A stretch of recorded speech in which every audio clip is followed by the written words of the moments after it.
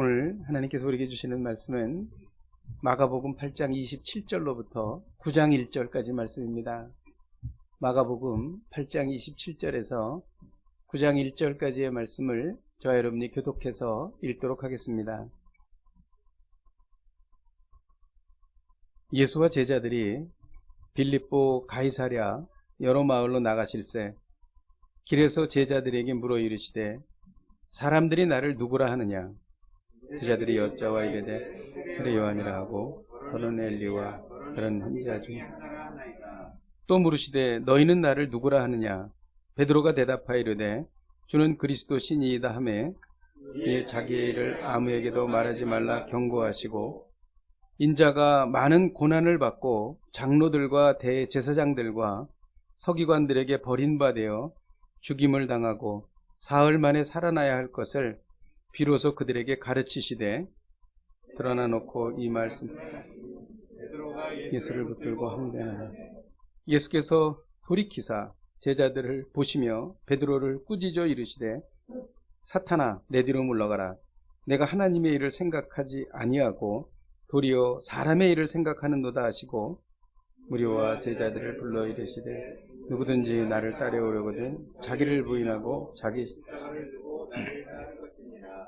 누구든지 자기 목숨을 구원하고자 하면 잃을 것이요 누구든지 나와 목숨을 위하여 자기 목숨을 잃으면 구원하리라. 그러니 만일 온 천하를 얻고도 자기 목숨을 잃으면 사람이 무엇을 주고 자기 목숨과 바꾸겠느냐? 누구든지 이 음란하고 죄 많은 세대에서 나와 내 말을 부끄러워하면 인자도 아버지의 영광으로 거룩한 천사들과 함께 올 때에 그 사람을 부끄러워하리라. 다 함께 또 그들에게 이르시되 내가 진실로 너에게 이르노니 여기 서 있는 사람 중에 죽기 전에 나라를 권능으로 임하는 것을 볼 자들도 하시니라. 아멘. 이 시간 우리가 대한민국을 위해서 기도하겠습니다. 하나님, 좋은 지도자를 만날 수 있는 좋은 국민이 되게 하여 주옵소서. 거룩한 지도자를 만날 수 있는 거룩한 국민이 되게 하여 주시옵소서. 세상이 아무리 악해도 악한 자들이 득세해도 하나님의 뜻이 이번 대선을 통하여 이루어지는 것을 보게 하여 주옵소서. 기도하는 자가 반드시 승리한다는 것을 주님 보여 주옵소서. 우리 같이 한 목소리로 기도하시겠습니다. 하나님 아버지, 주님 앞에 기도합니다. 거룩한 지도자를 만날 수 있는 거룩한 국민이 되게 하여 주옵소서. 아무리 악이 득세해도 하나님의 권능이 임하는 것을 보게 하여 주시옵소서. 하나님 아버지, 세상을 하나님께서 통치하심을 보게 하여 주옵소서. 하나님 아버지, 그리하여 우리가 소망을 얻기를 원합니다. 힘을 얻기를 원합니다. 하나님 아버지, 놀라운 기적이 일어나게 하여 주시옵소서. 주님을 바라봅니다. 하나님 아버지, 대한민국을 지켜주시옵소서. 주님, 지금까지 대한민국을 이끌어 오신 분은 하나님이십니다. 아무리 세상이 악해도 아무리 죄악이 창궐해도 하나님의 뜻대로 이 세상이 통치됨을 이번 대선을 통하여 보게 하여 주시옵소서. 기도하는 국민이 되게 하여 주시옵소서. 저희가 변화됨으로 거룩한 국민이 되어 거룩한 지도자를 맞이할 수 있는 놀라운 날을 우리에게 허락하여 주시옵소서. 기도하는 교회가 되게 하여 주옵소서. 예수님의 이름으로 기도하였습니다. 아멘. 예수님은 그 갈릴리에서 주로 배를 타고 사역을 하셨습니다. 그래서 가버나움에서 다른 지역으로 배를 건너다니면서 이렇게 사역을 하셨죠. 그런데 이제 배를 타고 사역하시는 것이 아니라 걸어다니면서 사역을 시작하십니다. 예수님께서는 제자들과 함께 갈릴리 북쪽 빌립보 가이사랴로 가셨다가 다시 갈릴리로 돌아오셔서 그리고 예루살렘으로 가셨습니다. 그동안은 예수님께서 자신이 메시아이심을 숨겼습니다. 근데 이제부터는 자신의 죽음과 부활을 말씀하십니다. 이는 제자들이 예수 그리스도께서 그리스도이심을 고백했기 때문입니다. 오늘 본문은 베드로의 신앙 고백을 기록합니다. 그리고 이어서 예수님의 첫 번째 순환 예고, 그리고 베드로의 만류, 그리고 이로 인한 예수님의 책망을 기록하고 있습니다. 마가복음 8장은 두 가지를 말합니다. 나는 왕이지만 나는 죽을 것이다. 그리고 너희도 나를 따라서 고난을 당해야 한다. 이 두 가지를 말씀하고 계신 것입니다. 예수님은 제자들과 빌립보 가이사랴에 가셨습니다. 빌립보 가이사랴는 갈릴리 호수 북쪽에 40km에 위치한 지역이었습니다. 분봉왕 헤롯 빌립은 기존의 도시를 더욱 확장하여 자신의 이름 빌립과 로마 황제의 이름인 티베리우스 카이사르를 합쳐서 빌립보 가이사랴라고 불렀습니다.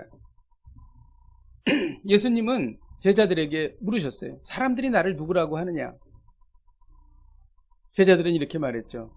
더러는 엘리야, 더러는 세례 요한이 살아난 분, 그리고 선지자 중에 한 분이다. 이렇게 말한다는 것이었습니다.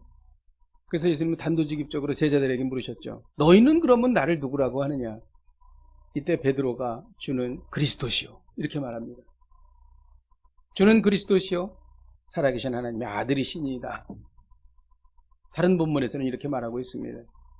주님은 그 대답에 매우 흡족해 하셨습니다. 그런데 예수님은 이를 아무에게도 말하지 말라고 하십니다. 그 이유가 있습니다. 베드로가 그렇게 고백을 했지만 사실 그의 메시아관은 여전히 불안정했기 때문입니다. 그리고 사람들이 예수 그리스도께서 메시아임이 드러나게 되면 정치적인 메시아를 추구하기 때문에 이것을 막으신 것입니다. 예수님은 제자들의 바른 신앙 고백을 들으시고 그때부터 예수 그리스도의 십자가와 부활을 말씀하고 계십니다. 이때 베드로가 예수님은 절대 죽을 수 없습니다. 예수님은 절대 죽임당할 수 없습니다. 이렇게 항변했습니다. 왜냐하면 베드로는 예수님이 정치적 메시아가 되면 한 자리 차지하려고 했어요. 자기가 영광을 받으려고 했어요. 근데 예수님이 죽어버리면 아무것도 이룰 수가 없습니다. 그래서 그렇게 말한 것입니다. 영광은 고난을 통해서 주어지는 것입니다. 고난이 없으면 영광이 없어요. 죽음이 없으면 부활이 없습니다. 그래서 로마서 8장 17절에는 그리스도와 함께 영광을 받기 위하여 고난도 함께 받아야 한다. 이렇게 말씀하고 있는 것입니다. No cross, no crown. 십자가 없이는 면류관도 없다. 예수님은 베드로를 무섭게 꾸짖으셨습니다. 이렇게 무섭게 꾸짖은 적은 한 번도 없었습니다. 사탄아, 내 뒤로 물러가라. 내가 하나님의 일을 생각지 않고 도리어 사람의 일을 생각하는구나. 이렇게 꾸짖으셨습니다. 어떻게 보면 예수님이 바리새인을 꾸짖는 것보다 더 심한 꾸짖음을 하신 것입니다. 베드로가 예수님의 호된 꾸지럼을 받은 이유는 그가 하나님의 일을 생각지 아니하고 사람의 일을 생각했기 때문입니다. 하나님의 일은 예수님께서 하나님의 영원한 구속 계획에 따라 십자가에 못 박혀 죽으시고 인류를 용서하시는 것입니다. 이것이 예수님이 이 땅에 오신 최종 목적이며 인류를 구원하는 열쇠가 되는 것이죠. 근데 베드로가 이것을 막는 거예요. 사람의 일은 무엇입니까? 고난과 죽음은 없어요. 영광과 기쁨만 있는 것입니다. 정치적 메시아로서 정권을 잡아서 이스라엘의 왕위에 올라 세상에서 영광을 누리는 것, 이것이 사람의 영광입니다. 어디서 많이 들어본 이야기 같지 않습니까? 예수님께서 광야에서 마귀에게 시험당할 때에 천하만국의 영광을 보이면서 나에게 절하라. 그래야만 내가 이 모든 영광을 주겠다. 십자가 지지 마라. 내가 너에게 영광을 주겠다. 십자가 없는 영광을 추구해라. 사단의 속삭임입니다.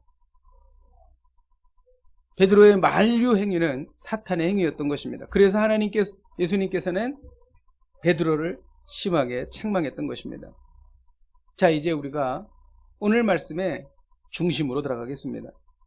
우리 34절을 같이 한번 읽어보도록 하겠습니다. 34절 시작.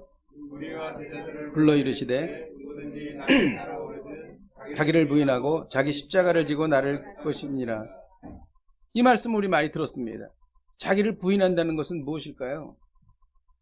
자신의 의지를 하나님의 뜻에 순복시키는 것입니다. 부인해야 할 자기는 무엇일까요? 우상화된 자기중심성입니다. 모든 것을 자기중심적으로 바라보는 거예요. 모든 것의 중심에 자기가 있어요. 그리고 자기가 우상이 되어버립니다. 그리고 자신의 희망, 자신의 욕구, 자신의 욕망, 자신의 소원, 자신의 유익, 이런 것이 바로 부인해야 할 자기인 것입니다. 그리고 특별히 예수님께서 말씀하신 자기 부인은 목숨에 초점이 있습니다. 그래서 자기의 목숨이 나의 것이 아니라고 주장하지 않는 것, 자기의 것으로 주장하지 않는 것, 이것이 바로 자기를 부인한다는 것의 핵심적인 내용입니다. 조금 무겁지요, 내용이. 그러면 자기 십자가는 무엇입니까? 보통 우리가 신앙생활하면서 자기 십자가 그러면 내 남편이 내 십자가야. 내 자식이 내 십자가야. 그렇게 말하죠. 아니요. 그것이 우리의 십자가가 아닙니다. 자기의 십자가는 자기를 부인하는 겁니다. 날마다 자기의 죄악된 본성과 결별하고 죽는 훈련을 계속하는 거예요. 이게 바로 십자가의 도예요. 바울은 자신이 그리스도와 함께 십자가에 못 박혔으므로 이제 더 이상 자신 안에 자기가 살지 않으며 오직 그리스도께서 산다고 고백했다는 것이죠. 이것이 바로 자기 십자가입니다. 우리 35절을 같이 한번 읽도록 하겠습니다. 시작. 누구든지 자기 목숨을 구원하고자 하면 잃을 것이요 누구든지 나와 복음을 위하여 자기 목숨을 잃으면 구원하리라. 굉장히 역설적인 진리죠. 죽으려고 하면 산다는 거예요. 아니, 죽으면 산다는 거예요. 그리고 살려고 하면 죽는다는 것입니다. 자기 목숨을 구원하면 잃는다는 것은 무엇일까요? 자기 목숨보다 귀한 것은 없습니다.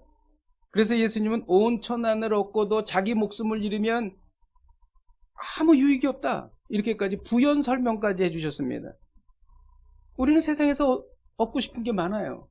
명예도 얻고 싶고 재산도 얻고 싶고 성공하고 싶고 얻고 싶은 게 너무 많습니다. 아무리 많은 것을 우리가 얻은다 할지라도 하나님과의 관계가 끊어진다면 그게 무슨 유익이 있겠어요? 여러분은 좋은 집에서 살고 싶습니까? 좋은 차를 타고 싶습니까? 모든 것을 다 갖췄다고 해봐요. 그런데 내가 사랑하는 사람이 없는 거야. 아무도 없는 거야. 혼자 아주 멋진 집에 살고 있는 거야. 그게 무슨 소용이 있겠어요? 그보다 더 확실한 이야기는 세상의 모든 것을 다 가져도 하나님과의 관계가 끊어진다면 그거는 아무 소용이 없다는 것입니다. 자기 목숨을 구원하고자 하면 잃고 복음을 위해 자기 목숨을 잃으면 결국 자기 목숨을 얻는다는 것입니다. 자기 목숨을 잃으면 구원하리라는 것이 무슨 뜻일까요? 여기에서 원어 목숨은 푸시케라는 단어인데 이는 남들과 구별되는 개인적인 정체성, 자기 정체성, 개성, 자아를 의미하는 것입니다. 자기 목숨을 잃는다는 것은 세상적인 것에서 자기의 정체성을 찾지 말라는 것입니다. 전통적인 사회에서는 존경, 그리고 가문, 그리고 자녀를 얻지 않으면 보잘것없는 사람으로 취급받습니다. 개인주의적인 사회에서는 돈과 명예, 그리고 지위를 얻지 못하면 보잘것없는 사람으로 취급받습니다. 무엇을 말할까? 성과가 삶의 전부라는 것입니다. 그러나 예수님은 그렇지 않다고 말씀하시는 거죠. 여러분, 온 천하를 얻더라도 존재 깊은 곳에 있는 공허감은 지울 수가 없는 거예요. 내노라하는 부자, 인기 연예인, 그리고 재벌가의 자녀들이 자살하는 이유가 여기 있는 겁니다. 세상적인 것을 아무리 많이 얻어도 우리의 존재 깊은 곳에 있는 공허감을 지울 수가 없다는 거예요. 세상적인 것을 아무리 누려도 존재 깊은 곳에 그 공허감을, 만족감을 채울 수 없다는 것입니다. 왜 그럴까요? 인간은 하나님과 함께 있을 때만 만족감을 얻기 때문인 것입니다. 예수님은 이 말씀을 하고 계신 것이죠.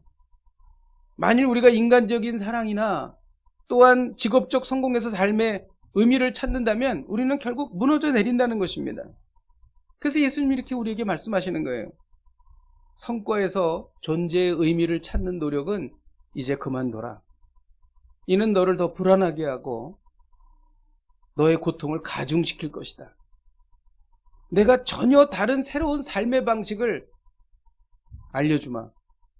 낡은 자기 정체성을 내던져라. 그리고 나와 복음에서 삶의 의미를 찾아라. 나와 복음에서 삶의 의미를 찾는다는 것은 예수님의 사랑에서 삶의 의미를 찾는다는 것입니다. 예수님은 누구십니까? 하나님이십니다. 예수님은 모든 것을 버리시고 이 땅에 오셨어요. 그리고 낮고 천한 자리에 오셨습니다. 천지를 창조하신 하나님께서 우리를 구원하기 위해서 십자가에 달려 죽으셨습니다. 인간이 당할 수 있는 가장 고통스러운 방법으로 목숨을 버리신 것입니다. 여러분, 죄는 반드시 그 대가를 치러야 돼요. 복수를 하든지 용서를 하든지 해야 돼요. 하나님의 입장에서 복수를 하든지 하나님의 입장에서 용서를 하든지 해야 돼요. 왜냐하면 죄와 함께 하나님은 거하실 수 없기 때문입니다. 복수보다 용서가 더 낫습니다. 왜냐하면 용서는 더 이상의 복수를 유발하지 않기 때문입니다. 그래서 하나님께서 용서하시기로 결심하신 것입니다. 자신 스스로가 죽으심으로 용서하기로 결정하신 거예요. 예수님이 이 땅에 오셔서 자연사해서는 안 돼요. 예수님은 반드시 폭력에 의해서 죽으셔야 했습니다. 왜냐하면 성경에서 그렇게 예언했기 때문이에요. 그래야 그 대가가 치루어지기 때문인 것입니다. 그래서 히브리서 9장 22절에 피 흘림이 없으면 사함이 없다 이렇게 말하고 있는 것입니다. 왜 예수님이 십자가에 죽으셔야 했지? 그냥 멋지게 오셔가지고 전능하신 하나님의 능력을 행하시면서 그리고 사람들을 하나님에게로 이끌 수 있지 않았을까? No, 그렇지 않습니다. 대가가 치루어져야 하기 때문이에요. 인간의 대가, 아무도 해결할 수 없는 인간의 죄에 대한 대가를 우리 주님께서 치루어야 했어요. 그래서 주님께서 우리를 위해서 죽으신 것입니다. 피 흘림이 있어야 용서함이 있기 때문이에요. 이건 하나님의 원리인 것입니다.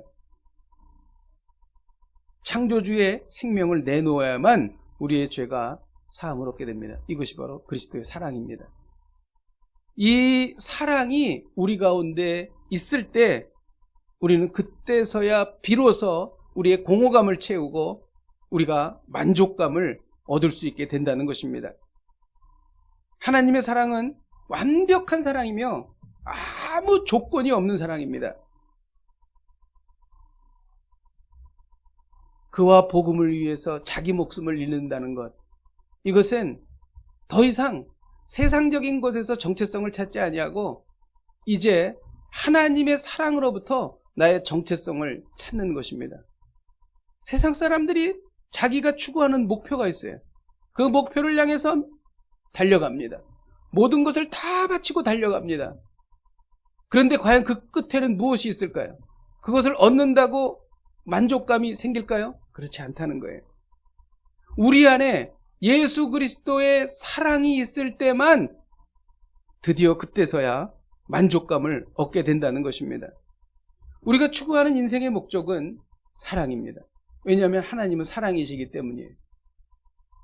우리가 비록 많은 것을 얻지 못한다 할지라도 내가 하나님을 마음을 다하여 뜻을 다하여 생명을 다하여 사랑하고 내가 내 주변에 있는 사람들을 깊이 사랑할 수 있었다면, 나보다 더 사랑할 수 있었다면, 나만큼 사랑할 수 있었다면 우리가 죽을 때에 하나도 허무하지 않습니다.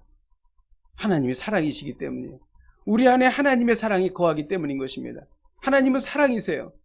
그렇기 때문에 우리가 찾아야 할 정체성은 무엇을 더 갖는 것이 아니라, 무엇을 더 누리는 것이 아니라, 무엇을 쟁취하는 것이 아니라 사랑하는 거라는 거예요.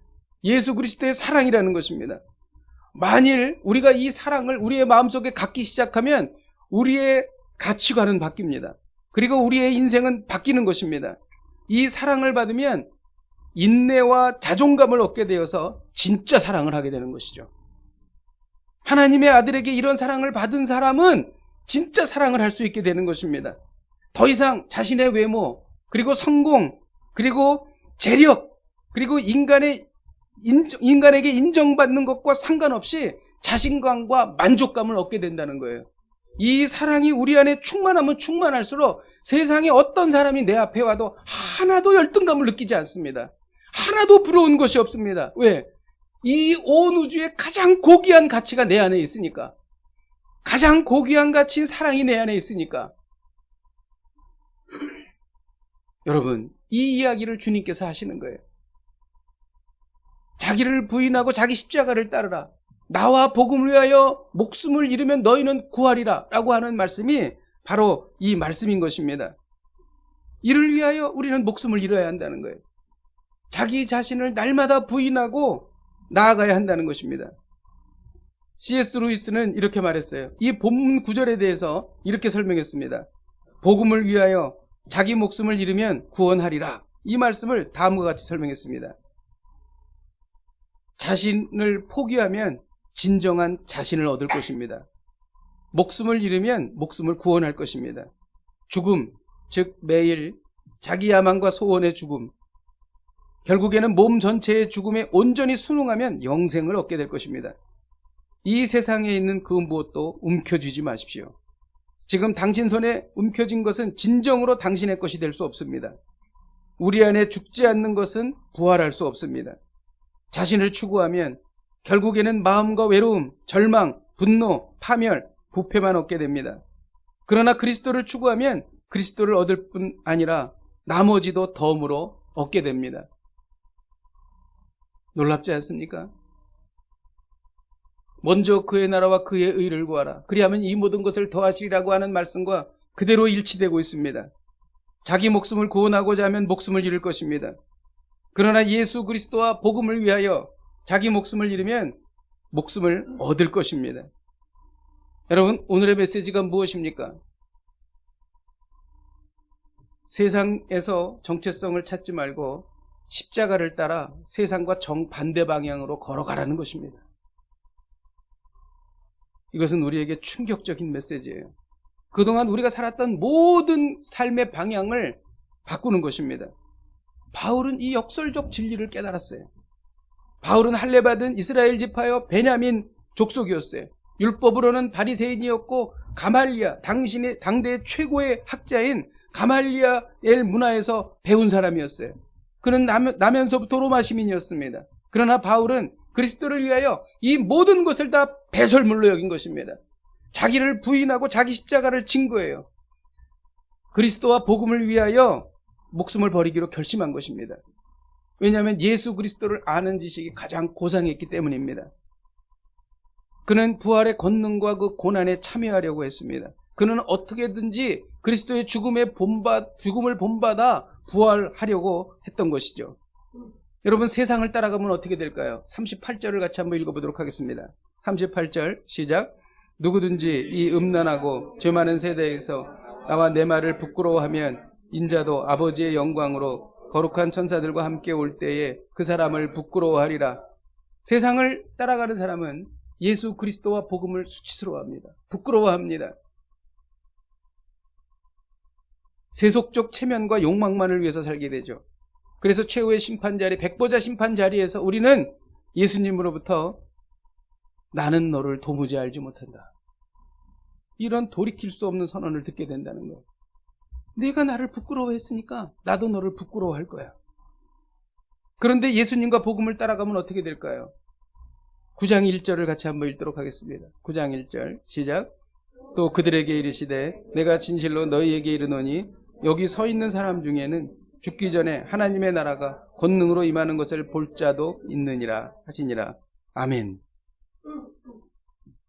이 구절이 아니 그러면 지금까지도 예수님이 재림하지 않으셨는데 이 성경이 잘못된 거 아니냐 이렇게 생각하는 분들이 있어요. 그렇지 않아요. 이거는 예수님의 재림을 의미하는 게 아니라 하나님의 나라가 이 땅에 온 것을 말하는 것입니다. 그 당시에 오순절 다락방의 성령 강림 사건, 그리고 예수님의 십자가의 죽음, 예수님의 부활한 모습을 보는 것, 바로 이 이야기를 여기에서 말하는 거예요. 하나님의 나라가 권능으로 임하는 것이 그것입니다. 하나님의 임재를 경험할 자가 있다는 것이에요. 그리고 특별히 엘리야와 모세가 같이 왔던 변화산상의 모습, 예수님과 같이 대화하면서 옷이 희게 변했던 그때의 그 모습, 그것을 의미하는 것입니다. 그래서 그 이야기를 들었던 사람 중에 정말 이것을 경험한 사람들이 있었어요. 예수님의 말씀이 이루어진 것이죠. 예수님을 따랐던 예수님의 제자들이 무엇을 경험했는가? 하나님의 임재를 경험한 것입니다. 여러분, 우리가 우리 자신의 그러한 그 욕망과 우리의 그 자기 자신의 자기중심적인 것, 우상숭배적인 마음들, 나의 욕망, 이런 것들을 버리기 시작하고 하나님의 사랑을 우리 가운데 마음에 담기 시작하면 가장 먼저 일어나는 사건이 하나님의 임재를 경험하는 것입니다. 여러분, 하나님의 임재를 경험하면 눈물이 나요. 그리고 가슴이 뜨거워져요. 아무것도 이루어지지 않았는데 걱정이 사라집니다. 그리고 내가 한 번도 생각하지 않았던 것을 생각하게 해주세요. 볼 수 없었던 것을 보게 해주십니다. 그리고 내가 하나님 안에서 나의 존재감이 높아지는 거예요. 하나님의 자녀로서 자신감이 생기기 시작합니다. 열등감이 사라지기 시작해요. 내 안에 있던 상처가 사라지기 시작합니다. 여러분, 이 임재가, 하나님의 임재가 우리가 신앙생활하면서 내가 평생 한두 번 겪고 마는 것이 아니에요. 날마다 이 하나님의 임재가 계속되는 것입니다. 사람을 통해서, 말씀을 통해서, 그리고 도저히 이런 상황은 일어날 수가 없는 상황이야. 이건 하나님만이 해주신 상황이야. 저는 지난주에도 그런 것을 경험했어요. 너무나 놀랍습니다. 아, 하나님께서 나의 삶 속에 역사하시는구나. 하나님께서 나와 함께 하시는구나. 이것을 경험하게 되는 것입니다. 언제? 자기를 부인하고 자기 십자가를 질 때, 세상에서 정체성을 찾지 아니하고 세상과 정반대 방향으로 걸어가기 시작할 때에 하나님께서 우리에게 임하시는 것입니다. 이번 한 주를 살면서 이러한 놀라운 하나님의 임재를 경험하시기를 주님의 이름으로 축복드립니다. 말씀을 준비하면서 깨달은 것이 있습니다. 38절에는 그 사람을 부끄러워하리라는 말씀이 있습니다. 이는 예수님과 복음을 부끄러워하면 장차 있을 재림의 때에 예수님께서도 그 사람을 부끄러워하신다는 뜻입니다. 부끄러워한다는 것은 자신과 예수님과의 관계를 밝히는 것을 수치스럽게 여기는 거예요. 예수님은 장차 재림하실 때에 예수님과 복음을 수치스럽게 여기며 복음 증거를 꺼려했던 모든 자들을 자신과 상관이 없는 자들로 여기신다는 거예요. 이건 참으로 무서운 심판의 말이 아닐 수 없습니다. 우리는 그래요. 재산, 학식, 그리고 명예, 지위 등을 대단히 귀하게 여기며 이를 자랑하고 싶어 합니다. 낮고 천하고 가난한 사람들은 우리 자신의 이미지의 손상을 입을까봐 만나는 것조차도 꺼려합니다. 그러나 예수님은 이 땅에 계실 때에 창녀와 세리와 병든 자와 귀신 들린 자, 각종 불구자들, 그런 사람들을 친구로 삼으셨습니다. 여러분, 복음을 자랑스럽게 여기는 사람들은 불신자, 낮고 천한 사람들을 가까이 합니다. 왜냐하면 예수님이 그렇게 하셨기 때문입니다. 이것이 하나님의 백성과 세상 사람들을 구별하는 결정적인 차이인 것입니다. 여러분은 여러분보다 훨씬 여러 가지 면에서 환경이 열악한 사람들과 가까이 하십니까? 아니면 나와 비슷한 사람들만 만납니까? 여러분은 믿지 않는 사람들에게 복음을 전하기 위해서 애를 쓰십니까? 저 사람이 어떻게 복음을 들을 수 있을까? 그러기 위해서 그 사람에게 관심을 갖고 그 사람의 라이프 스타일이 무엇이며 그 사람이 좋아하는 것이 무엇이며 언제 어느 타이밍에 그 사람에게 복음을 전할 수 있을까 연구하십니까? 애를 쓰십니까? 그리고 그것을 위하여 한 달, 6개월, 1년, 2년, 3년을 기도하십니까? 여러분, 만일 그렇지 않다면 여러분은 예수님을 그리고 복음을 부끄러워하는 것입니다. 어떻게 일하면서 내가 복음을 전할 수 있지? 여러분, 그러면 예수님께서 재림하실 때 예수님은 여러분을 부끄러워하실 것입니다. 이 말이 바로 그 사람을 부끄러워하리라는 말씀의 깊은 뜻인 것입니다. 물론 사람의 성향에 따라서 그렇게 하지 못하는 분들이 있어요. 그러나 조금씩 바뀌어 가야 합니다. 나는 모르는 사람에게 말하기가 힘들어. 물론 그런 성향이 있습니다. 그러나 조금씩 바꾸어져야 하는 것이죠. 그리고 정말 나보다 힘들고 어려운 사람 지금은 없어. 하지만 몇 달이 지나면 한 명, 또 1년이 지나면 또 한 명, 이렇게 늘어나는 것입니다. 오늘 하나님은 우리에게 말씀하십니다. 세상에서 정체성을 찾지 말고 십자가를 따라 세상과 정반대 방향으로 걸어가라. 세상에서 정체성을 찾지 말고 십자가를 따라 세상과 정반대 방향으로 걸어가라. 이를 통해 이 땅에서도 하나님의 임재를 누리십시오. 우리 함께 찬양하고 기도하겠습니다. 십자가를 질 수 있나? 우리 찬송가 461장 같이 찬양하도록 하겠습니다.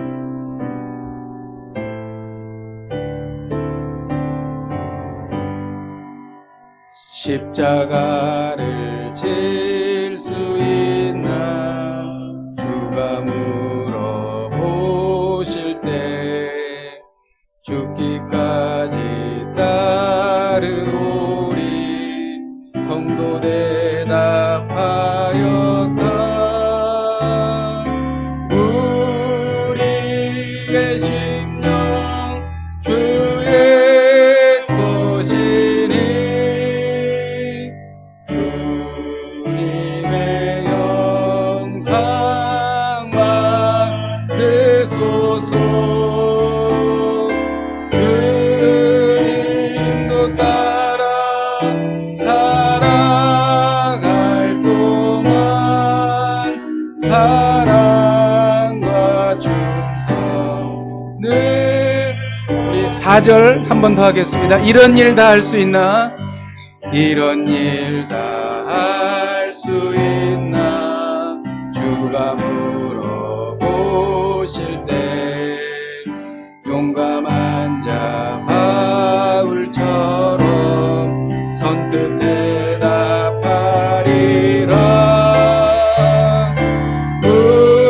우리의 심령 주의 것이니 주님의 형상 만드소서. 주인도 따라 살아갈 동안 사랑과 충성을 바치오리라. 이 시간 오늘 주신 말씀을 붙잡고 기도하겠습니다. 세상 사람들은 세상의 것으로 자기 정체성을 찾지만 우리는 예수님과 복음으로 자기 정체성을 찾겠습니다. 세상의 것을 가지면 가질수록 우리의 영혼은 피폐해지고 절망합니다. 내면 깊은 곳의 평안과 만족은 예수님과 복음에서 오는 것을 믿습니다. 세상과 정반대 방향으로 나아가겠습니다. 사람들은 없는 것을 얻기 위하여 나아가지만 우리는 사랑을 위하여, 하나님을 사랑하고 이웃을 사랑하기 위하여 정반대 방향으로 나아가겠습니다. 이를 통하여 하나님의 놀라운 임재를 경험하게 하여 주시옵소서. 우리 함께 통성으로 기도하시겠습니다. 하나님 아버지, 주님 앞에 기도합니다. 세상 사람들은 하나님 아버지 세상의 것을 가짐으로 자기 정체성을 찾지만 우리는 하나님의 사랑으로 자기 정체성을 찾겠습니다.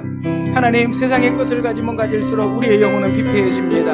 우리는 절망합니다. 우리는 메말라갑니다. 내면 깊은 곳의 평안과 만족은 예수님과 복음에서 오는 것을 믿습니다. 세상과 정반대 방향으로 가겠습니다. 하나님 아버지, 오늘 주님께서 그렇게 말씀하십니다. 자기를 부인하고 자기 십자가를 지고 따르라는 주님의 말씀입니다. 나와 복음을 위하여 목숨을 잃는 것을 말씀하십니다. 하나님 아버지, 그럴 때 우리의 생명이 넘치고, 하나님 아버지, 모든 아버지 하나님 먼저 그의 나라와 그의 의를 구하라. 그러면 이 모든 것을 너에게 주시리라 하셨던 그 말씀이 우리 가운데 일어날 줄로 믿습니다. 하나님 아버지, 이제 방향을 바꿉니다. 180도 방향을 바꿉니다. 하나님 아버지, 이제 나아갑니다. 주님도 오시고 함께하여 주시고 역사하여 주시옵소서. 인도하여 주시옵소서. 이어서 우리가 기도할 때에 예수님은 세리와 죄인들과 가까이 계셨습니다. 우리도 세상에 낮고 천하다고 여기는 분들에게 가까이 가겠습니다. 예수님의 사랑으로 가까이 가겠습니다. 복음을 전하기 위해 다가가겠습니다. 사고의 전환이 일어나 예수님을 닮게 하여 주시옵소서. 예수님의 사랑이 퍼져나가고 복음이 퍼져나가게 하여 주시옵소서. 우리 함께 통성으로 기도하시겠습니다. 하나님 아버지, 주님 앞에 기도하며 나아갑니다. 하나님 아버지, 예수님은 세리와 죄인들과 가까이 계셨습니다. 하나님, 우리도 세상이 낮고 천하다고 여기는 분들에게 가까이 가겠습니다. 하나님 아버지, 복음을 전하러 가까이 나아가겠습니다. 하나님 아버지, 오늘 이 시간 주님 앞에 나아가오니 사고의 전환이 일어나 예수님을 닮기를 원합니다. 하나님 아버지, 주여 도와주시고 함께하여 주시옵소서. 하나님 아버지, 주님 앞에 기도합니다. 성령님 역사하여 주시고 아버지 하나님 함께하여 주시옵소서. 하나님, 우리는 물질에 대한 생각이 끊임없이 떠오릅니다. 하나님, 우리는 우리의 욕망을 버릴 수가 없습니다. 하나님, 우리는 이 세상의 것에서 하나님 우리의 정체성을 찾고자 합니다. 생각을 그렇게 하지 않아도 그렇게 찾고 돌아갑니다. 하나님, 오늘 저희가 이제 완전히 바꾸기를 원합니다. 금방 이것이 되지 않을지라도 이제 방향을 바꾸겠습니다. 그리고 한 발짝 한 발자국씩 나아가겠습니다. 우리의 정체성은 하나님의 사랑이다. 우리의 정체성은 복음이다. 우리의 정체성은 하나님을 사랑하고 이웃을 사랑하는 것이다.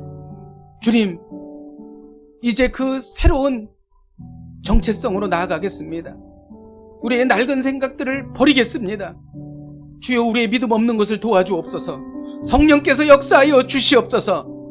그리하여 먼저 그의 나라와 그의 일을 구할 때에 이 모든 것이 더해지는 것을 놀라운 눈으로 바라보게 하시고 눈물과 감격으로 주를 찬양하며 주께 영광 돌리게 하여 주시옵소서. 예수님의 이름으로 기도하였습니다. 아멘.